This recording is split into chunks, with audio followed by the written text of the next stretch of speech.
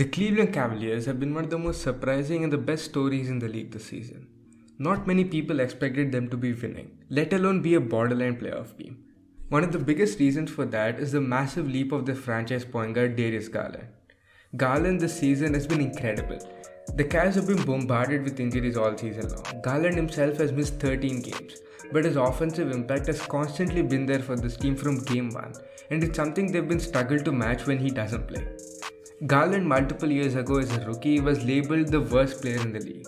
Whether that may have been an exaggeration or not, the leap he has taken this season in multiple departments have been phenomenal to watch. He has legit developed into one of the best offensive players in the entire league this season. And whether the Cavs win the play-in or not, I don't want to leave both the Cavs as a team and Darius Garland have taken this season to go under the rug, because this season is far from a disappointment from them. They were like a 2 seed when they were fully healthy, and even the 7 seed they are right now is far above the expectations anyone had from them. So let's talk about it. They be like, what? Can you teach me how to dirty? You know why? 'Cause all the bitches love it. All I need is a beat that's super bumpin', and for you to back it up and dump it. Leave a like on this video and subscribe if you haven't already. I drop regular NBA content, and with the NBA playoffs coming up, they should interest you. So do subscribe to the channel and make sure you stay till the end so you don't miss anything. Garland this season is averaging 21.7 points and 8.6 assists per game on 57.6 true shooting percentage. He's upticked his scoring volume this year while becoming even more efficient, which is just ridiculous. The most impressive part about him this season has been how he has constantly been increasing his production even though everyone around him has been getting injured.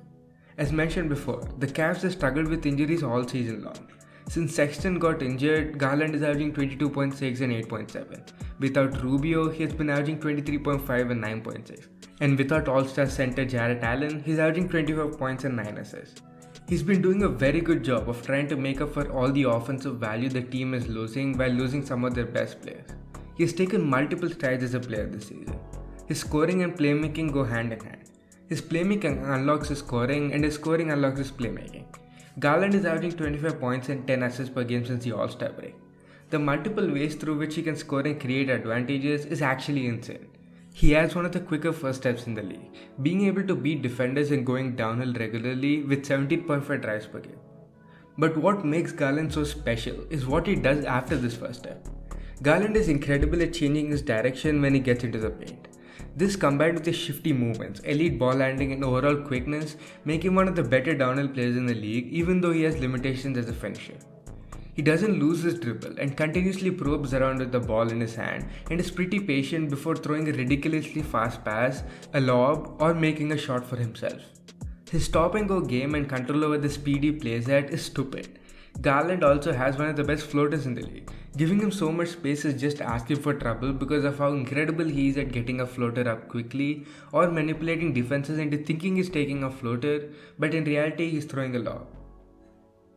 Another thing which allows Garland to be so effective is his mid-range game.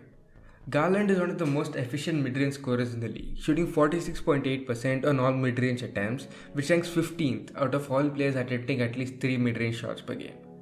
This rounds out a very strong in-between game combined with his floater, which really allows him to be effective as a pick-and-roll ball handler against drop defenses. As mentioned before, he gets downhill constantly, and even though he has some limitations as a finisher, he garners a lot of defensive attention when he drives to the rim. The defensive attention he garners allows him to make great interior reads to players who are open, and with him using his manipulation at a ridiculous level this season, he creates many open looks and advantages for his teammates. Garland's scoring goes beyond just his in-between game and downhill ability too.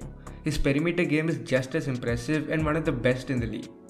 Garland is one of the best 3-point shooters in the entire league and best shooters in the league period. He's shooting 38.3% from 3 on 6.7 3-point attempts per game. When taking into consideration over half of his 3-point shots are off the dribble and that his shots are very tightly contested, that 38% marks on that volume looks that much more impressive. What makes his perimeter game so special is the fact that he has a very good balance of both on-ball and off-ball creation for himself. The Cavs run a lot of actions for Garland off-ball. They try and get him into an advantage situation every time possible, and Garland being one of the quickest players in the entire league, who can change direction and speed at an elite level, makes him a very tough cover off-ball. Obviously, he isn't Steph off-ball, but there's a lot of Steph to his game off-ball in this regard, which also explains why Steph said before the season that Garland would be one of the best point guards in the league, and so far it looks like he's right. Garland is 9th in the league in off-screen actions per game this season, and he's very efficient in these actions when they are run for him. This extremely well-rounded scoring game, which garners a lot of defensive attention, along with Garland's elite passing, make him one of the best playmakers in the entire league, and one of the best offensive players in the league in general. The passes he's able to make at the velocity and accuracy he makes them in is absolutely ridiculous. He's exceptional at hitting his teammates in super tight windows. Him constantly collapsing the defense creates advantages for the Cavs regularly. Garland is double-teamed on 26.1% of his possessions, over a quarter of his possessions, which is 15 times a game. This is one of the highest marks in the entire league, and him being an incredible passer and really good at making high-level reads allows the Cavs to get an advantage and make a play whenever he's doubled. Admittedly, Garland does struggle when defenses are extremely physical with him on double teams, but when you watch him, more often than not, he draws a lot of contact when making these passes, which should actually be fouls. But the thing is, the refs don't give him the benefit of the doubt yet. Something which has changed a good amount since the All-Star break and should continue to change a lot as he gains more respect in the league and from the refs. Garland is legitimately one of the best floor generals and offensive floor raisers in the league.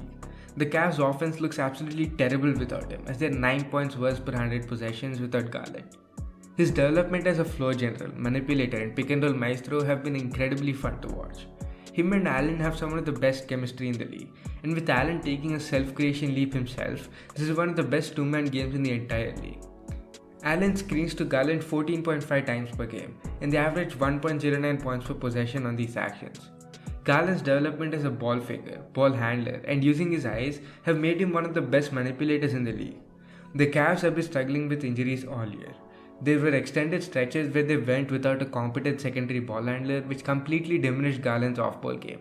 But Garland has still stepped up in his production every single time someone went down. The stuff he has done offensively this season have been incredibly fun to watch, and he is one of my favorite players in the league to watch. The leap he has taken this season into an all-star caliber player is one of the biggest reasons the Cavs have taken such a massive leap as a team. He's the franchise point guard of this team. He is going to be the point guard of this team when they make deep runs in the playoffs, and is going to be one of the very best players in the entire league. He's pretty high on my most improved player ballot and should get a lot of consideration from all the voters in my opinion. Whether the Cavs win the play-in or not, the season and the stories they've had shouldn't look any worse. They have one of the best young cores in the league and an incredibly bright future. And one of the biggest parts of their core and one of the biggest reasons they have such a bright future is Darius Garland. With that, we've come to the end of the video. Be sure to leave a like and subscribe if you haven't already.